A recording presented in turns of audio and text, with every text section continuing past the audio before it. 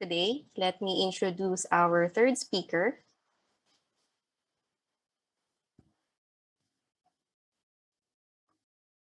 Okay, Dr. Amo finished her residency training in Jose Reyes Memorial Medical Center, where she served as the chief resident during her senior year. 2014, batchmates tayo, ma'am.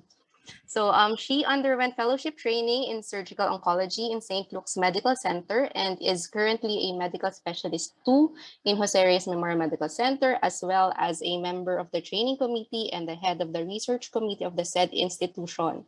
She is also an assistant professor in UST Faculty of Medicine and Surgery. So to lecture on head and neck, thyroid, and salivary glands, Dr. Helen Amo. Ma'am? Good afternoon. May I be allowed to share po?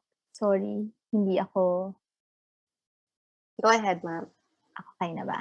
Apo. Ayan, thank you. Oops.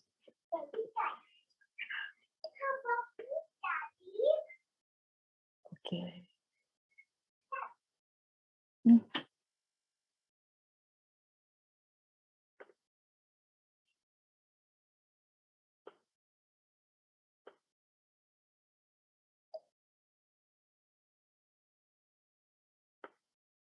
So can you see it already?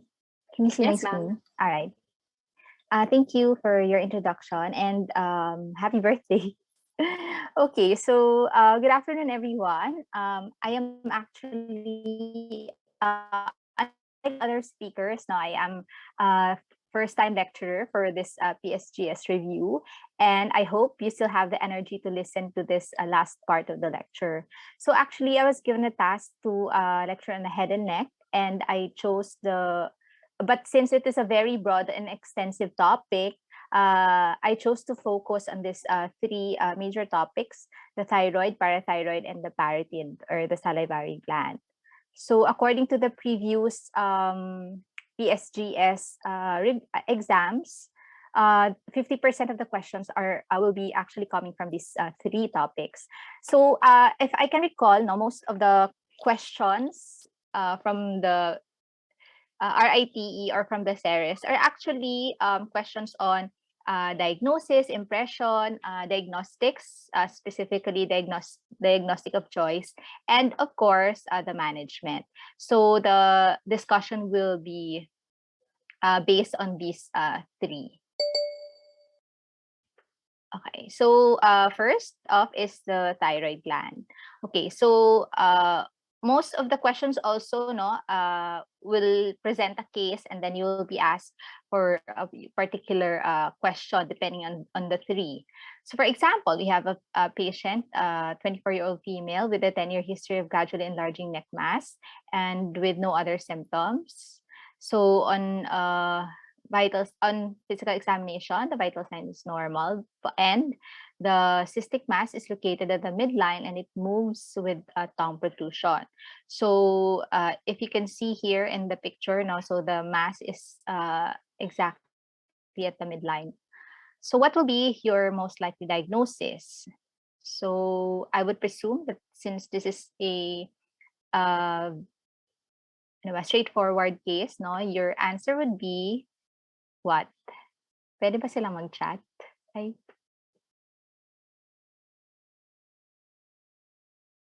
Or Yes, they're supposed to be able to okay. Sige, type in the anyway. chat box. Pero Okay, sige. So again, so obviously this I think all of you might already have ayan, may nag-chat na. Ayan. Okay, very good. Thank you for answering. Okay, so recall your embryology that your thyroid gland is a mass of endodermal origin that actually migrates down through your neck via your thyroglossal duct, and to its eventual location, below your cricoid cartilage. So in your normal development, the thyroglossal duct will deteriorate and usually at the end of the 5th week. But the isolated thyroid gland will develop into two lobes and connected by your isthmus. However, if there is a failure of that so your thyroid tissue can actually migrate down. So if you can see here, in your picture, from the base of the tongue to the mediastinum, and several anomalies can actually occur along its route to the eventual location. Your thyroglossal duct cyst is actually the most common congenital cervical anomaly. Ayan. So your thyroglossal duct cyst is actually occurs in 7% of the population, and it is due to the failure of the closure of your thyroglossal duct, and it extends from the foramen cecum in your tongue to your neck in the thyroid's location. So if any of the portion of the duct persists, then secretion from your epithelial lining can result in secondary infection or fistula formation. And if it becomes very big, now, such as what we saw in the picture, it can somehow cause compression. And 1% of these patients can actually have malignancy.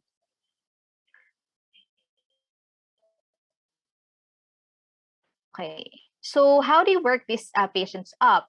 So for thyroglossal duct cyst, it is a clinical diagnosis naman, but we also need to perform your neck ultrasound. So why? We have to make sure, of course, it will diagnose the thyroglossal duct cyst, and we will need to make sure that we evaluate the presence of your healthy thyroid tissue. So if the thyroid tissue, if your thyroid gland is normal, then you are sure that it is really your thyroglossal duct cyst. Okay, so of course, if you see any abnormality in the thyroid, then you also have to investigate. Now, what is the treatment for thyroglossal duct cyst? It is, of course, your Strunk procedure. So how do you do your Strunk procedure? So, of course, you remove the thyroglossal duct cyst together with your hyoid bone. So, the central third of your hyoid bone. Okay, so that is how you work up and manage your thyroglossal duct cyst. So for the patient that we mentioned in the first case, so the diagnosis is thyroglossal duct cyst, and the management or the surgical treatment is the Strunk procedure. Okay, so now let's proceed with the next case. So we have a 34-year-old female presenting with enlarging anterior neck mass of a 2-month duration associated with weight loss, fatigue, and palpitations. So physical examination findings include vital signs of 100/60, tachycardia of 112, and the patient is a febrile, but the patient also has a lead lag and exophthalmos. And on physical examination, there is a diffusely enlarged thyroid gland. So what is your likely diagnosis for this case? Okay, so siguro naantok na kayo or you are tired of listening to the lectures. Ayan, meron pa namang gising. Okay, thank you again, Paul, for answering. Okay, so for this case, the diagnosis is quite obvious, and definitely, if you have seen one, you will never forget. So again, for this case, for the subsequent lectures, you have to review your physiology, specifically the hormone synthesis. Oops. All right.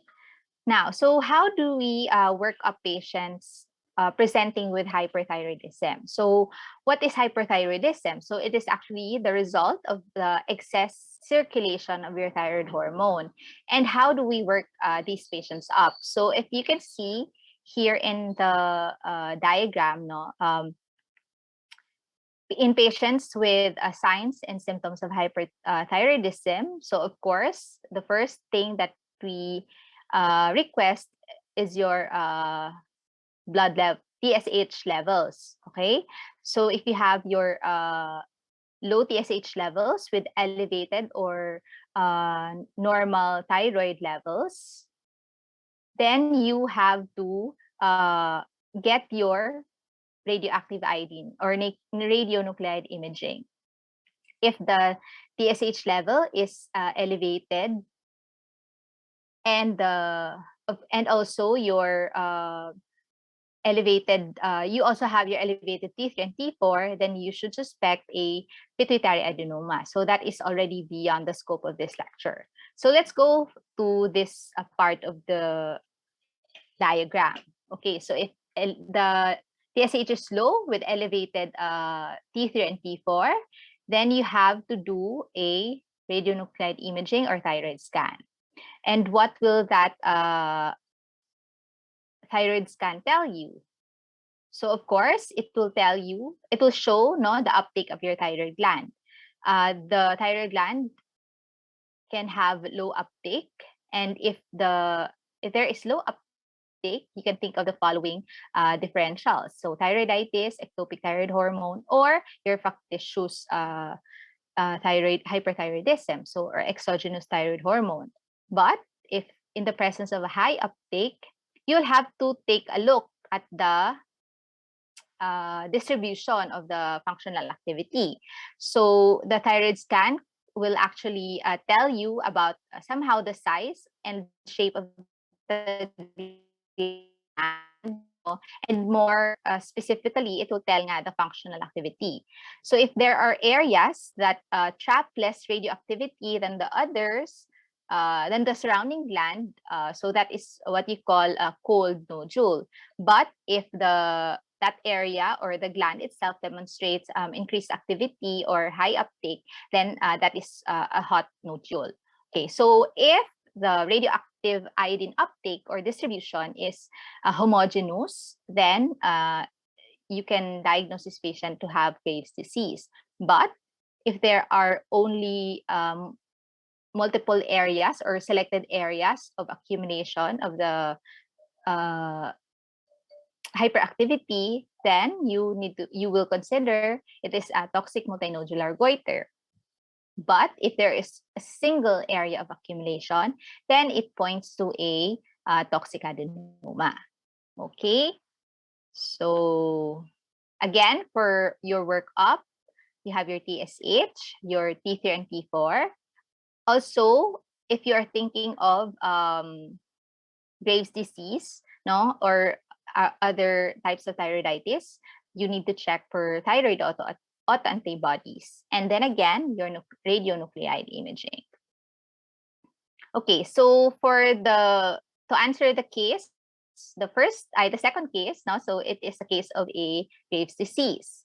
Okay, so as you may already know, or as a review, your Graves' disease is an autoimmune disease, and there are thyroid-stimulating antibodies that stimulates your thyrocytes to grow and synthesize the excessive hormone.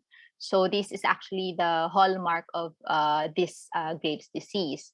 And it is characterized by thyrotoxicosis, diffuse goiter, diffuse to enlarged thyroid goiter, hyperthyroidism, and your other exothyroidal conditions, such as your exophthalmos. And also, the patient can present with dermopathy, and gynecomastia, etc. Okay, so how do we now manage Graves' disease? So for Graves' disease, you have you can manage it. You have three options for management. So first, you have your medical management. Medical management in the form of your antithyroid drugs. So you have your PTU. So what is the role of PTU? It actually inhibits the formation of hormones within the thyroid gland, as opposed to metimazole and carbimazole, which works naman by decreasing the conversion of your T4 to T3. And you know very well that T3 is the active form of the thyroid hormone. All right. Now, for medical management, part of the medical management, is providing your beta blockers So specifically your propranolol, because if you remember, this patient actually is already tachycardic, and your propranolol can block the beta-adrenergic peripheral manifestations of your hyperthyroid state, and also it can decrease the conversion of your T4 to T3. Now, what is good about your medical management is that it can you can actually achieve your thyroid stage in 4 to 6 weeks, and of course it is easy to give. No, there is ease of treatment in your medical management. However, the relapse rate is actually high. No, it's 50%, and of course there are also side effects. Specifically for metimazole, no, you have your granulocytosis and fever and a rash. One of the other things that you have to consider as well is when giving this to pregnant patients, specifically your metimazole, no, because it causes the placenta. And of course, suppression would cause a hypothyroidism, and there can also be issues with patient compliance. But of course, since there is no surgical treatment, then the morbidities related to surgery will be prevented. And for medical treatment, no, this is the choice for patients presenting with small goiters, and also for pregnant. And for pregnant patients, only PTU can be given. Okay, but for small goiters, this is the treatment of choice. Okay, so next in the management is your radioactive iodine. Okay, so for this, again, no, the ease of giving radioactive iodine, no, and it also has no morbidity related to surgery, and it is also highly effective in small to moderate diffuse goiters. But your RAI is actually most often used for older patients as well, or for those patients who have failed, no, or relapsed after medical or even surgical management. The effect of your RAI is seen 1.5 to 4 within 1.5 to 4 months. Okay. So when is surgery indicated for Graves' disease?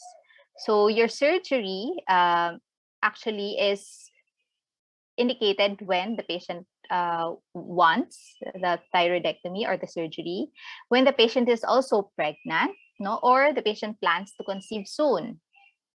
And then again, if there is a failure of medical management, or the patient is actually very poorly compliant to the treatment. So other indications for surgery is when you are also thinking, or there is a suspicion for malignancy, or there is a confirmed malignancy. Okay, so for patients who had a confirmed malignancy.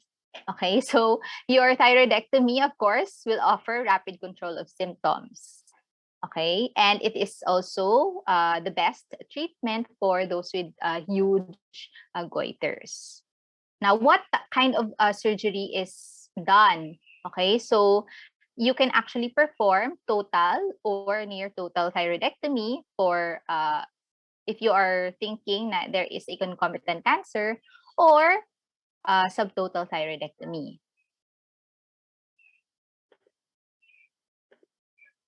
Okay. So the next of the differential diagnosis for a patient presenting with hyperthyroidism is your toxic multinodular goiter. So again, as what we have mentioned earlier, it is characteristic no, in thyroid scan has multiple active or hot nodules. So the diagnosis for toxic MNG is usually a low serum TSH level with elevated thyroid hormone levels, and then your one or more nodules on palpation. So the patients can also present with dysphagia or dyspnea, no? However, unlike your Graves' disease, these patients do not have your antithyroid antibodies. And for these patients, the treatment of choice is surgery. Okay. All right. So for the last differential is your toxic nodular goiter. So again, this is common when there are what happened? One or more nodules in the endemic goiter becoming hyperfunctioning or autonomous. And this usually presents with milder symptoms. And there are no extra thyroidal signs. And if you recall, there's only one hyperfunctioning nodule in the thyroid scan. So for toxic nodular goiter, the treatment of choice is also surgery, doing lobectomy and hysterectomy. Okay, so let's move on. So now we have the third case. So you have a 40-year-old female with a 1-year history of slowly enlarging neck mass on the right. Oops, why is it moving? Ayan. Which is not associated with any other symptoms. On physical examination, you have stable normal vital signs, and you were able to palpate an anterior neck mass on the right, which is hard. It moves with deglutition, and it's non-tender. So there's also, I will add na lang, no other palpable cervical lymph nodes. So our diagnosis for this, wala na. O, sige. Okay, so let's see. Okay. So, ayan, wait, let's see. Okay. All right. So, based on our physical examination, no, because of the finding, which is hard, no, so that's why we can consider malignancy in this case. But what are the factors that are actually suggestive of malignancy? So here are the following factors. So you have history of head and neck irradiation, family history of MPC or men, patients who are aged less than 20 or more than 70 years. So also for male gender, hard consistency, presence of cervical adenopathy, presence of fixed nodule, and the presence of other symptoms like hoarseness, dysphonia, dysphagia, or dyspnea.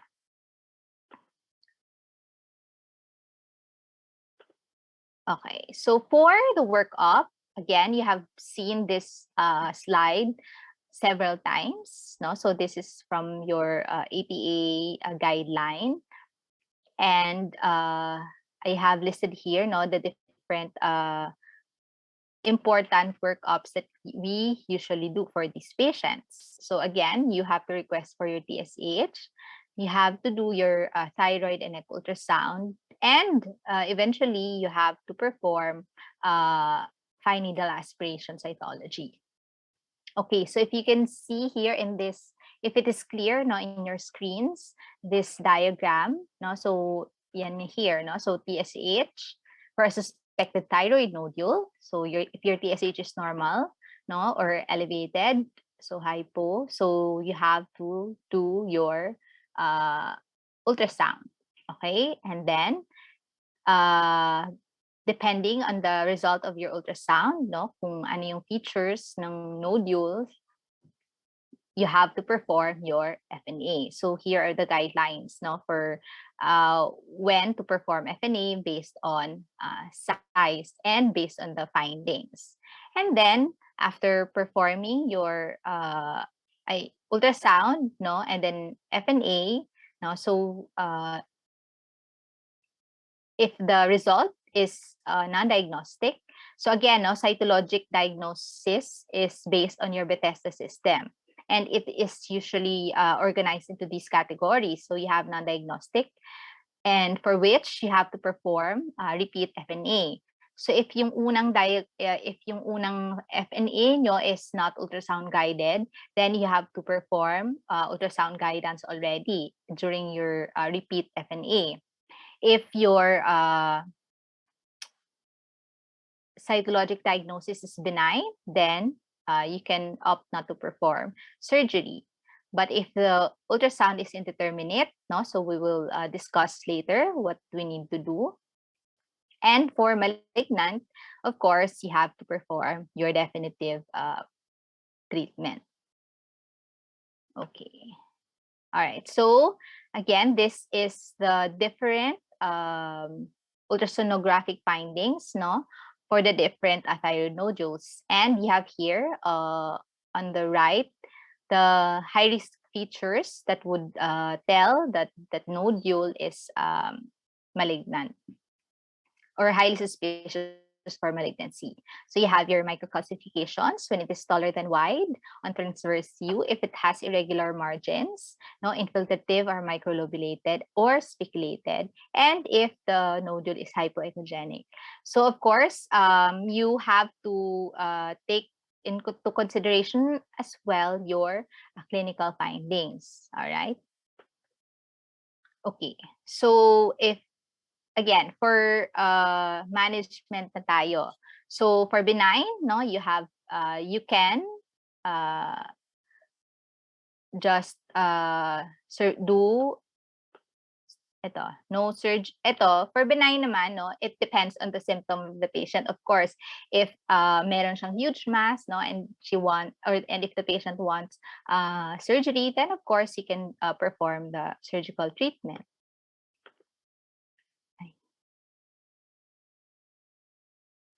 But for those with indeterminate cytology or those with follicular neoplasm on FNA, what will be your surgical treatment? So according to the updated CPG for well-differentiated thyroid cancer in the Philippines, the surgical treatment for such is lobectomy with isthmusectomy.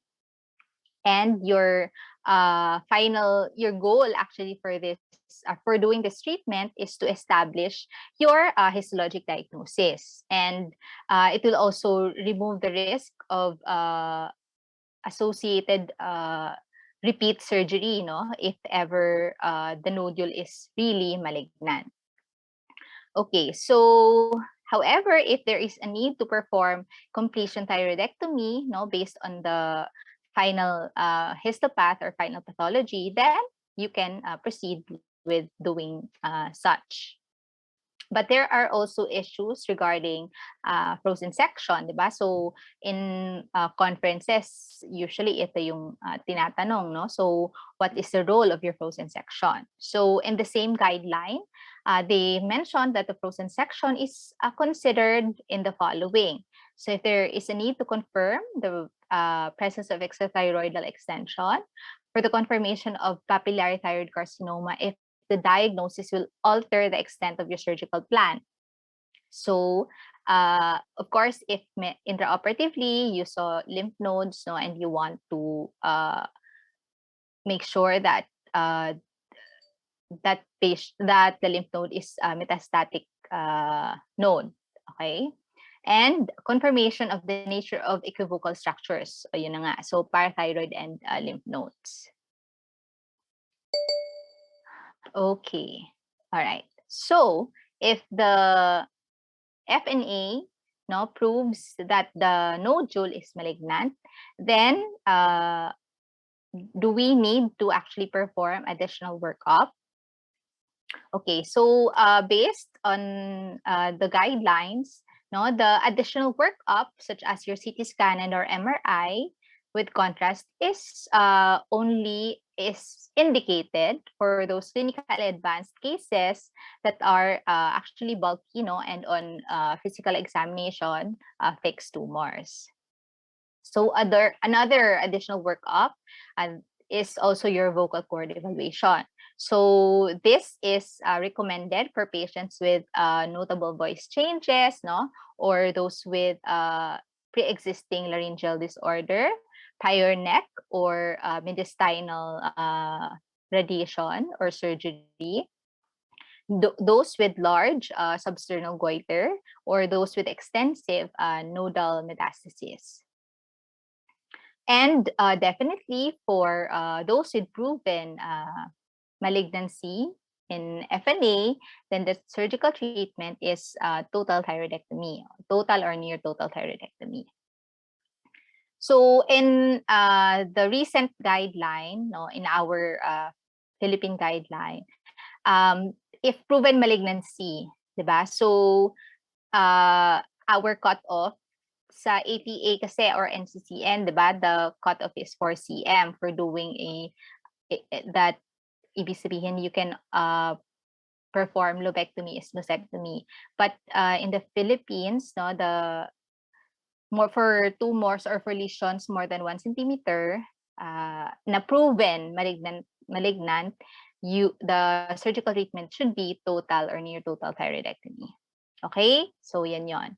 Or for those naman na hindi more than 1 cm or of any size, no, regardless of any size, but with bilateral thyroid disease, with extrathyroidal invasion and lymph node metastasis or its metastasis, then of course, definitely total thyroidectomy should be done. Okay, I hope that's clear. Ayan. Okay, now, what about nodal management? Okay, so if preoperatively you see a suspicious node, then definitely you also have to do biopsy on that. Okay, so for central neck node dissection, it is indicated for clinically positive central neck node, or if there is already clinically central neck or clinically positive lateral neck nodes, and for patients with T3 or T4 tumors. And definitely for lateral neck node dissection, you have to do this. No, yung lateral neck node is levels 2 to 5 for those with biopsy proven lymph node metastasis.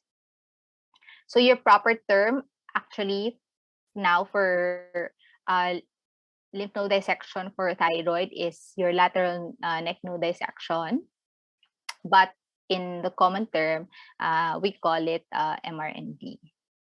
Okay. Okay. So of course, after your surgical treatment, no, then you'll have your staging. So all of you already know this, no, that the staging age, no, was already changed to 55 years. Okay, so you also have to memorize this, no. So even for oral exams, no, they ask the stage. Okay. Now, how do we, so another important thing to remember and also to actually know by heart is the post-operative management for patients with thyroid malignancies. So if for you to remember it easily, no, so you have to do your risk assessment, your thyroid replacement or suppression, and of course, your surveillance.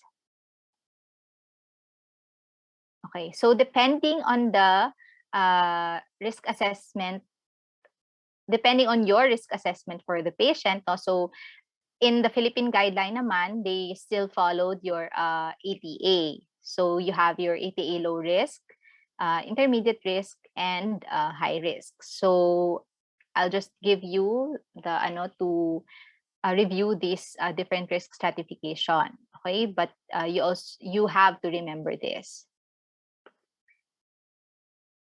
because ayaw mag-move.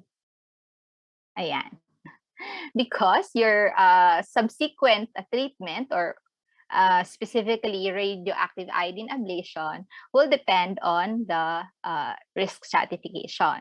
So in the guideline, no, so definitely for patients with high risk, we perform RAI ablation. And in patients with intermediate risk, no, in the current guideline, they also recommend RAI ablation. Okay. And definitely for patients with known distant metastasis, gross extrathyroidal extension regardless of tumor size. And in patients with more than 4 cm, ito yung sa NCCN kasi diba, the cutoff is 4 cm. So even in the absence of high-risk features. And in patients with post-operative unstimulated thyroglobulin greater than 5 to 10 nanogram per ml. Okay, so after doing your radioactive iodine ablation, depending on the indication, then you have to perform or make sure that the patient will have thyroid replacement or suppression depending on your risk stratification. So as you can see here, for thyroid replacement for low risk, no, so you give 1.7. So ito range to eh. So you just use 1.7 microgram per kilogram per day. And for medium to high risk as thyroid suppression, 2 microgram per kilogram per day.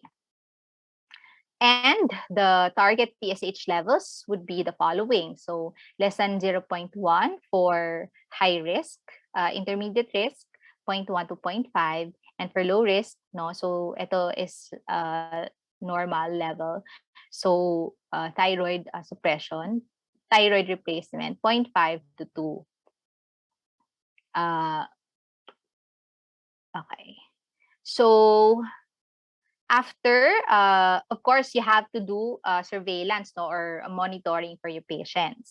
And it is actually very important, no, your surveillance. So in the recent guidelines, so these are the following tests that needs to be done, no, for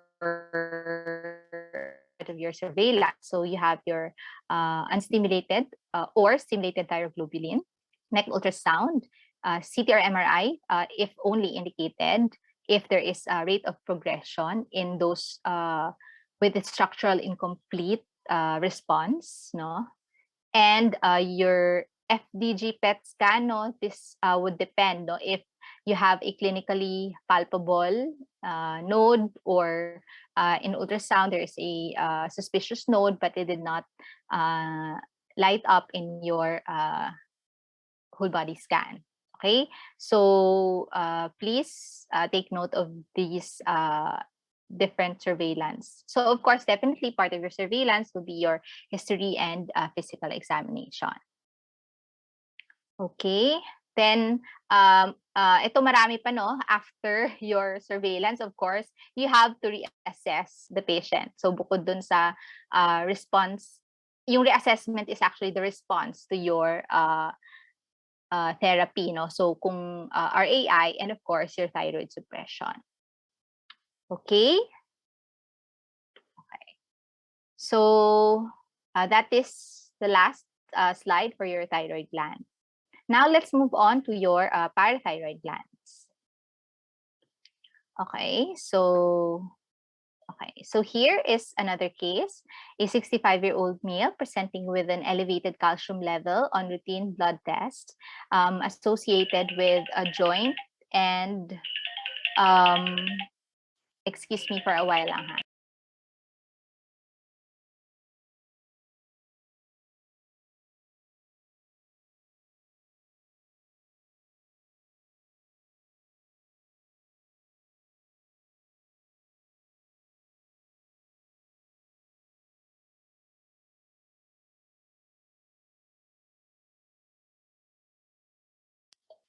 I'm so sorry. Doc Pili, thank you. The food arrived. Okay. So again, going back, so you have this patient, and on physical examination, also there are no palpable masses. Okay, so what is our diagnosis for this case?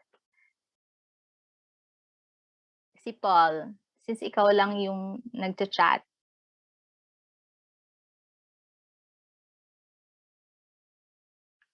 Okay, thank you.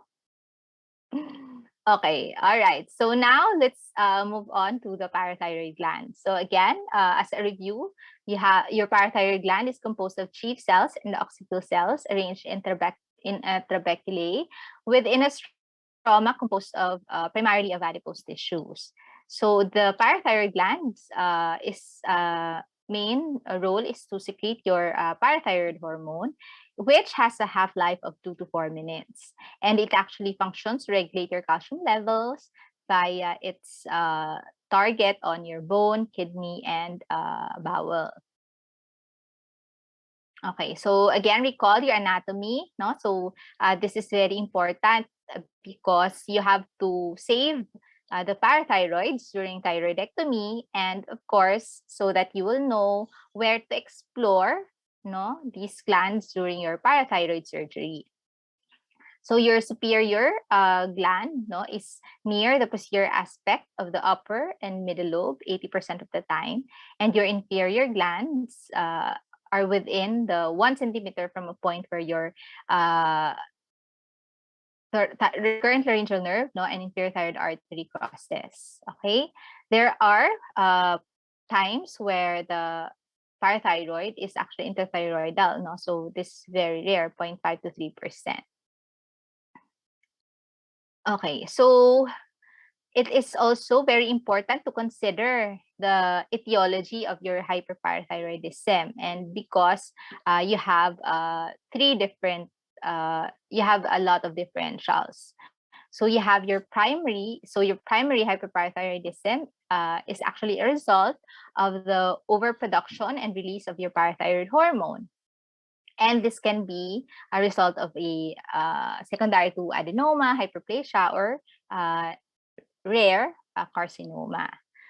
Okay, so in such instance, no, in primary hyperparathyroidism, these tumors, no, or the glands are actually functioning above the physiological level, and as such, your serum calcium will also be elevated. Okay. No. So next is your secondary hyperparathyroidism. So this is a result, no, as of a physiologic response to a chronic hypocalcemic state, such as in chronic renal failure. So it is also can also be caused by your vitamin D deficiency. So if you can recall, no, in your chronic renal failure, your damaged kidneys can fail to produce enough 1-alpha hydroxylase, and they are unable to convert your vitamin D into its active form. So the kidneys, with this, your kidneys will actually excrete the phosphate, resulting in higher blood phosphate levels. And this will stimulate your parathyroid glands to actually increase your parathyroid hormone release. Okay. Now, for your tertiary hyperparathyroidism, it usually results from uncorrected long-term hyperparathyroidism, and such as those seen in patients with long-standing renal dysfunction. So naman for this, the chronically low calcium state can lead to hyperplasia of your parathyroid glands. And the parathyroid glands cannot anymore respond to the serum calcium levels, and instead they act autonomously, so producing and secreting your parathyroid hormones. So for patients with tertiary hyperparathyroidism, your PTH levels are actually very high, but your calcium and phosphate will also be elevated. Okay, so let's discuss your primary hyperparathyroidism, since this is the most common. So you have your parathyroid adenoma, no, which comprises 80% of those presenting with this, and multiple adenoma or hyperplasia in 15 to 20%. And then again, your parathyroid carcinoma can occur in 1% of patients. So the manifestations is like what our initial case has, no? So yung classic bones, stones, abdominal moles, and cyclic gones. So to work up these patients, no, or in workup, these patients will usually have your elevated serum calcium, decreased phosphate level, elevated 24-hour urinary calcium, mild hyperchloremic acidosis, increased calcium urea, and normal or increased vitamin D. Now, how do we work up patients with parathyroid lesions or parathyroid hyperparathyroidism? So we perform your parathyroid localization studies. So your localization studies are actually not used to confirm your diagnosis, but it is to actually aid you in identifying the location of your gland. And we do this through your technetium system scan, which is 80% sensitive. And your neck ultrasound also can be done 75% with 75% sensitivity, or sometimes CT MRI. But the main or the diagnostic of choice for localization is your system B. And of course, intraoperatively, we perform your in baseline parathyroid hormone assay, and we measure it again after 10 minutes after removing the thyroid gland. And if there is a 50% decrease in the level, it means that we have removed the offending gland. Okay, so is there a role for surgery in patients with asymptomatic primary hyperparathyroidism? So yes, if you can see in your in the charts, you have this table. I got it there. The following are the indications for performing such procedure in patients who have asymptomatic primary hyperparathyroidism. So in patients with elevated serum calcium more than 1 milligram per DL above the upper limit, those with GFR less than 60, substantially decreased bone mineral density at the lumbar, spine, total hip, femoral neck, and distal radius, age less than 50 years old, and those with long-term medical surveillance is not desired or possible. Okay. Now, for secondary hyperparathyroidism, what are your indications for surgery? So you have the presence of bone pain and pruritus with the following. So calcium phosphate product of more than or equal to 70, calcium elevated with markedly increased PTH, calciphylaxis, progressive renal osteodystrophy, soft tissue calcification, and tumoral calcinosis. Okay, so these are indication. So siguro if you have questions pertaining to this, then you have to remember these symptoms or these indications, I mean. Now, I made this diagram. Okay, so for in patients with parathyroid tumor. So again, as we mentioned earlier, so you have to perform your localization study. And because of your localization study, so for those institutions who have been doing this procedure, they are already doing your focused parathyroidectomy. But the gold standard still is your bilateral neck exploration. Okay, so after performing your focused parathyroidectomy, again, we mentioned you have to monitor your intraoperative PTH, so you get a baseline. And then after removing the gland, you repeat the parathyroid hormone level, and if there is a decline from the baseline, 50%, more than 50%, then you can already close the patient because you are sure that 96% of the time you have gotten the offending gland. But if there is no decline, and you just perform focused parathyroidectomy, then you have to go to do the gold standard, which is your bilateral neck exploration. So you can also perform 3.5 gland parathyroidectomy or for gland excision with autotransplantation. Okay, so this is the diagram, no? So on how we deal with your parathyroid tumor. Now, what if we are suspecting parathyroid carcinoma? What should be the proper managed surgical treatment? So when would you suspect parathyroid carcinoma? So usually it is suspected if the tumor is solitary, greater than 3 centimeters in diameter, if it is firm, no irregular, and if you noted that there is invasion or adhesion of the surrounding structures, okay, or even if there is a lymph node metastasis present. And if you are considering that this is like intraoperatively, this is a malignancy, then you have to perform and block resection of that parathyroid gland with thyroid lobectomy and node dissection. Okay, so also removing the soft tissue surrounding that gland or that cancer. If there are positive or clinically positive nodes, then you have to perform your modified radical neck dissection.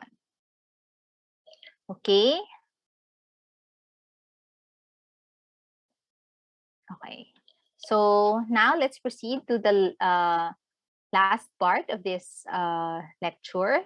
Let's move on to your salivary glands.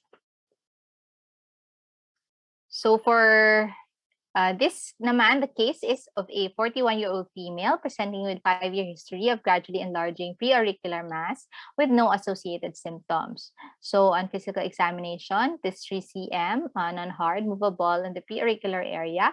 There are no palpable neck nodes, and the patient has normal facial nerve function. Okay, so regarding your tumors, as you, the majority occurs in your parotid, and about 10% occurs in your submandibular, and less than 4% occurs in your minor salivary glands. So most of your parotid gland tumors are actually benign, no, and the most common is your pleomorphic adenoma. On the other hand, no, your lesions occurring in your submandibular or sublingual minor salivary glands are actually more likely to be malignant.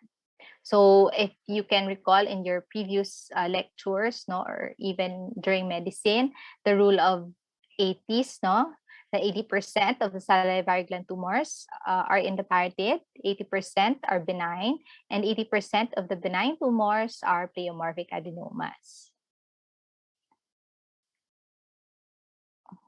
Oops. Ayan, okay. So this table just shows, no, the different the other histologic types or tumors that can occur in your different salivary glands. So you have your squamous cell, mucoepidermoid, acynic cell, pleomorphic adenoma, monomorphic adenoma, myoepithelioma, adenoid cystic carcinoma, adenocarcinoma, and oncocytic tumors. So of course, the histology would depend on where it actually originated. Now, for preoperative evaluation of patients presenting with your preauricular or salivary gland mass. So I got this from your NCCN. No? So of course, you have to perform your history and physical examination. So complete head and neck PE. Then you can perform FNA. And of course, as clinically indicated, you can perform additional studies. All right. So actually, for in practice, no, so or even if we do have our conferences, diba? So if it is clinically benign, no, and again, most common is pleomorphic adenoma. So we actually do not do your FNA already, or we don't do other examinations or workup because diagnosis is usually clinical. Now, what are the features, no, that would point to malignancy? So, of course, you have presence of enlarged cervical nodes, the presence of facial nerve palsy, or sometimes the patient can have pain. But this is actually rare.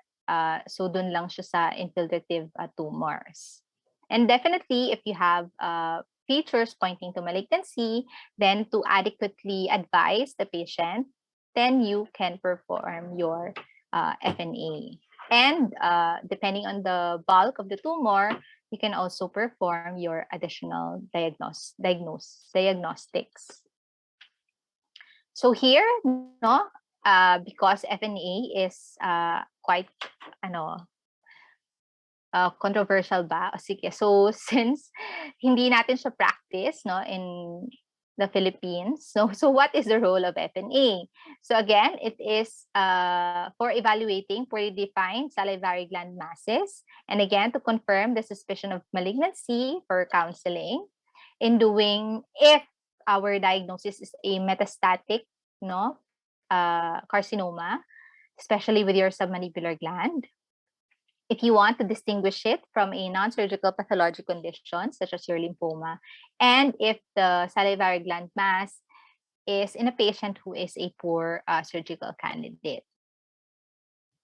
Okay, so now we move on to your surgical management. So again, so after your diagnosis and doing your additional workup if needed, then you perform your surgery. Now, what will determine the extent of your surgery? So again, the extent of the involvement of the tumor. So you also have to consider the tumor grade or differentiation if you performed FNA. And of course, the risk of and presence of lymph node metastasis. So in patients with ito for parotid gland tumor, so if benign, no, you we usually do superficial or total parotidectomy depending on the location with facial nerve preservation. If the patient, if the tumor is malignant or a secondary metastasis, then we perform total parotidectomy with or without facial nerve preservation, so depending on the involvement. In small or low grade superficial parotid tumors, so your superficial parotidectomy with adequate margin can actually suffice. But of course, definitely if preoperatively, no, alam na natin na malignant, then we do your total parotidectomy already. Okay, so with regards to your facial nerve, of course, if it is infiltrated, then you have to resect. But if it is not, and you can still preserve it, then you preserve. What if it is, if you sacrifice it, no? So what will be the best option to do as per graft? So ito tinatanong to usually sa oral exams. So your the best donor is your greater auricular nerve. So this is the first option, and the second option is your sural nerve. Okay. Now, for the succeeding treatment, so management. So if you have regarding your neck dissection, okay, so you have to carry out this neck dissection. No, it can be prophylactic or therapeutic. No, so your prophylactic selective neck dissection is performed for patients with high-grade tumors or T3 to T4 lesions. Ito, so again, prophylactic, so clinically NO sila. And we perform therapeutic node dissection in patients with clinically node-positive tumors. So MRND. Okay, so what are the important landmarks that you need to know or to remember in locating for your facial nerve? Okay, so you have your tragal pointer. It is usually located 1 cm medial and anterior inferior to the tip of your tragal pointer. So you also have your tympanomastoid suture, and of course, to parang tell you the depth, no? So you have to locate or actually dissect this muscle, your digastric, okay? Because it is usually on the same plane as the attachment. All right. Okay, so now what will be your post-operative management? So when is your adjuvant radiation therapy indicated? So for your salivary gland neoplasms, they usually respond poorly to chemotherapy, and your adjuvant radiation is recommended for the following. So when the histology is adenoid cystic, again, for intermediate or high-grade tumors, for close or positive margins, for neural and perineural invasion, for those with lymph node metastasis, and for those with lymphatic or vascular invasion, and for T3 to T4 lesions. So I think this is the last part of my slide. Thank you very much for listening.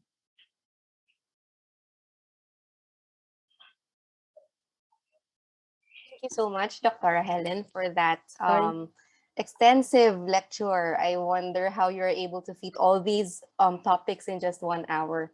When I was a resident, it took me parang several months to read just one chapter. So let's see. If there are no questions, let us proceed to the sample exam. Okay, so we will give you 3 minutes to answer.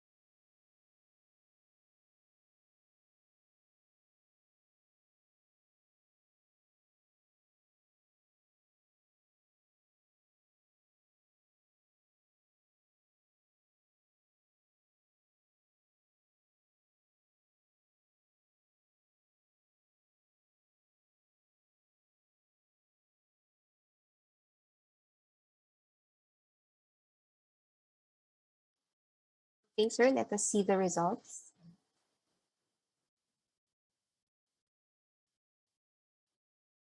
Okay, Dr. Amo, let me just read the first question. A 45-year-old woman complains to her primary care physician of nervousness, sweating, tremulousness, and weight loss. The thyroid scan shown in Dr. Amo's slide exhibits a pattern that is most consistent with which of the following disorders?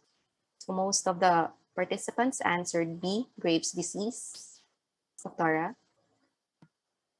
Hello? Ayan, sorry. So, hindi kasi tayo sanay magbasa ng thyroid scan, no? But if you can see here, usually, for, ayan, so dapat alamin nyo yan, lalo na if you're going to take oral exams. Kasi they can show you, okay? So, dapat, but remember, yung thyroid gland should be butterfly shape, right? So, dapat, if this diffusely, no, kung Graves' disease siya, which is the most answer, dapat makikita nyo dyan, dalawang lobes. Okay? But for this particular scan, nakita nyo nasa isang side lang siya, nasa right. So the correct answer for this is actually your nodular toxic adenoma. So if you are not familiar with this because hindi kayo masyadong nakakakita ng thyroid scan, then you can just browse, no, Google. Tingnan nyo kung ano yung itsura ng thyroid scan with toxic adenoma or with Graves' disease. So dapat pag Graves' disease, homogeneously, no, merong diffuse uptake, so parang butterfly shape ang makikita nyo. But for this, there is an isolated uptake, no, in the only right lobe. So the correct answer is nodular toxic adenoma. Thank you for clearing that up. Our second question is a 38-year-old female G1P0 on her 28th week of gestation presents with enlarging neck mass associated with tremors, palpitations, and easy fatigability. TSH is low, while T3 and T4 were elevated. What is the best treatment for this case? Medyo may nagtay. A and C. Medyo na-confuse sila, ma'am. Sorry, sige. So again, for this, no, I mentioned kanina, actually, surgery, no? Surgery is the best. Kasi ganito naman talaga sa totoong exam, no? You have to choose the best. Sabi naman natin, all three options can be given to the patient, di ba? Pero kasi yung medical, ablation and surgery. But remember, this patient is pregnant, so methimazole should not be given, di ba? As I said, kung magbibigay ng medical treatment, PTU. So definitely, hindi tayo pwedeng radioactive iodine. So surgery should be is the best answer for this case. Okay?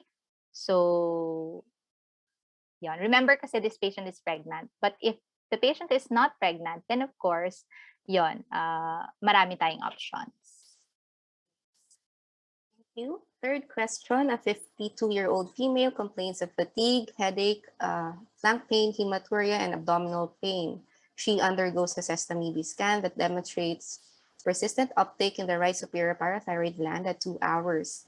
Which lab value is most suggestive of her diagnosis? So 34 participants answered B, elevated serum calcium. Okay. So, you are all correct. Ay, all ba? Sila yung 30 Sila plus yung na kanina 30 pa sumasagot. Tama. Sige. So you are correct, no? So again, your elevated serum calcium should be elevated in your primary hyperparathyroidism. So ano ba yung serum alkaline phosphatase? So dapat for primary, decreased siya. Okay? And yung urinary calcium should also be elevated. Okay? And definitely, yung dapat hindi normal yung parathyroid level. Okay? So for this number, so elevated serum calcium is the correct answer. Thank you. Question 4, a 51-year-old man presents with a 2-centimeter left thyroid nodule. Thyroid scan shows a cold lesion. FNA cytology demonstrates follicular neoplasm. Which of the following is the most appropriate treatment of this patient? Again, hati na naman tayo. Total or just lobectomy? Okay. So hindi ko naman mafa-fault yung mga nag-total thyroidectomy. Of course, sabi ko nga, it can be an option. But, ano ba yung age nito? 51 years old. So depending on the situations, okay? So if you think the patient can be followed up adequately, no? So you can perform parang adequate surveillance, or is amenable for if the patient basta you have to remember that for this, yung most or the best answer is your thyroid lobectomy with esmacectomy, no? So because of what I mentioned earlier in the lecture. But again, you can also offer this patient total thyroidectomy, lalo na dun sa patients na hindi nyo actively masa-surveillance, no? Or those who would not want to have a reoperation kung may, if warranted na mag-re-op. But ito kasi, remember, 2 cm na siya, no? So for our guideline, so pag more than 1 centimeter and known malignancy, so hindi siya itong follicular neoplasm, then total thyroidectomy na. But since ito follicular neoplasm, so the best, so parang hindi pa siya, indeterminate siya. So the best answer is letter B. Baka lalo kong nagulo. Magulo ba? Magulo ata. Magulo ba? Or baka Hindi. inaantok Or na baka, tong mga to. pero, Okay, sorry, wake kahit ako up. antok. Okay, last question. A 49-year-old female underwent thyroidectomy. Final histopath revealed mucoepidermoid carcinoma. Which among the following is the indication for adjuvant radiation treatment? So 95% of the residents answered C, intermediate for high-grade tumor. Okay, so ito naman very easy lang, no? And I also listed down the different, tsaka ito yung last slide, so naalala niyo lahat. The different indications for adjuvant radiation therapy. So, ayan, congratulations everyone, and special thanks to Paul for being active participant in the last part of this lecture. Okay. Maraming Thank salamat po, you. Dr. Amo. So that ends our review series for today. I know it's past 5 p.m. na. I apologize for going over time. Sorry, sir, masyadong magaganda ang ating lectures para i-cut short. So yeah, again, we would like to thank our lecturers, Dr. Irene Madrid, Dr. Kelvin Uy, and Dr. Helen Amo. We appreciate you taking time off your very, very busy schedules to be with us. And thank you as well to our residents for joining us and for actively participating. Special mention to Dr. Gorgonia. So now to formally end today's review course, let me call back Dr. Billy Uy. Sir? Thank you very much, Gretel, and thank you very much to all our lecturers for today. And of course, Gretel, special thanks to you. Birthday mo today, and you gave so much of your time, no? And we're so happy, and because of you, ang ganda ng mga usapan natin ngayon. Salamat sa pagiging master ceremonies natin today. And of course, mukhang ikaw pa ay talagang hahanapin ng ating mga viewers ngayon. Sa susunod na taon kung meron tayo. Nako, may utang ba ako sa inyo? Nako po. Very lively ang discussion natin. So everyone, thank you very much for being here on our third day of our review course. And of course, tomorrow, we still have the last day of review course, and it will start at 9. So wala namang time, wala namang probably surgery tomorrow. So I think we can start exactly at 9 tomorrow. So we'll be starting the webinar at around 15 minutes before 9, so you can all log in at that time. Okay, thank you very much, everyone. And of course, maraming salamat sa pagtatangkilik sa ating review course. And of course, we hope that you learn a lot today and for tomorrow. And kung meron man susunod na review course, ay sana kasama pa namin kayo. Thank you very much, Gretel. Thank you very much, Helen, Irene, and Kelvin. And salamat sa inyong lahat. Thank you. Thank you. And we have some video from our sponsors again after this. Thank you, guys. Thank you, everyone.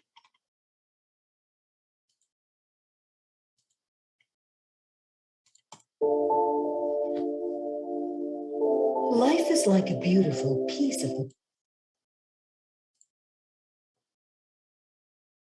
music played by an orchestra, all facets perfectly arranged, just like an ensemble of instruments, producing different sounds forming one harmonious piece. But health challenges can disrupt it.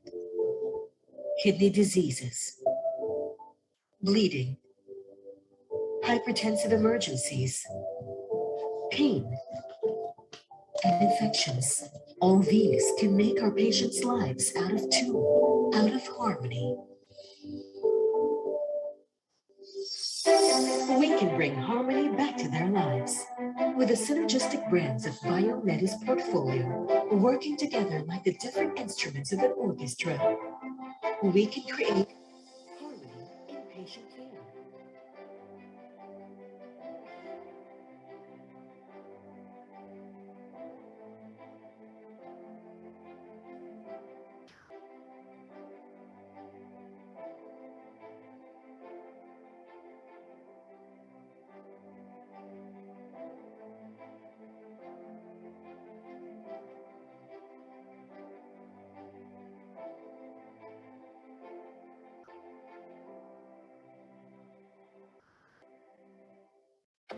Here are your trusted brands that can be your instruments in treating various health conditions and in bringing solutions to your patients. Hypertensive emergency management. Aversion of complications due to infections. Relief from pain. Management of kidney disease. Optimum primary care. No to bleeding. Yes to better health.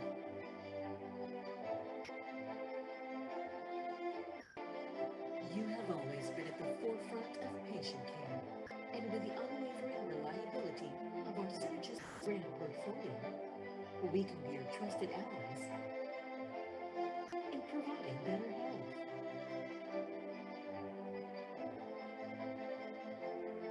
We are one with you. Together, we can achieve the perfect harmony in patient care.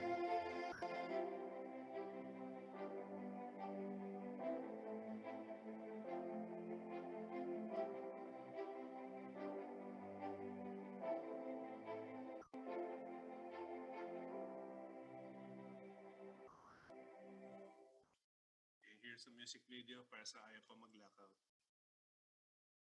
Two, three.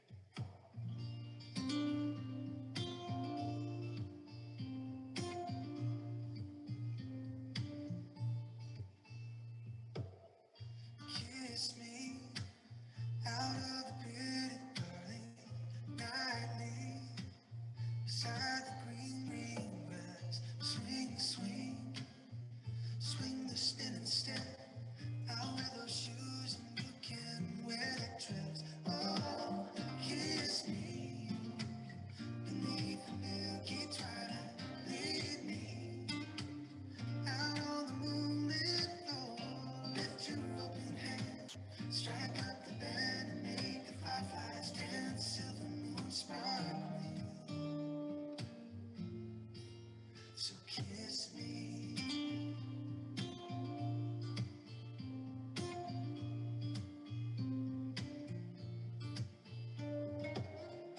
Kiss me down by the broken treehouse. Swing me upon its hanging tile.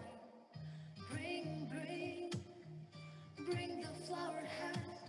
We'll take the trail marked on your father's map. Oh, kiss me beneath the milky twilight. Lead me out on the moonlit floor. Lift your open hand, strike out the band and make the fireflies dance. Silver moon sparkling. So kiss me.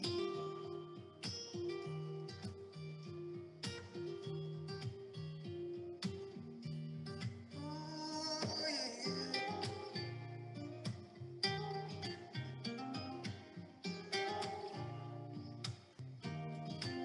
Oh, kiss me beneath the milky twilight. Lead me out on the moonlit floor.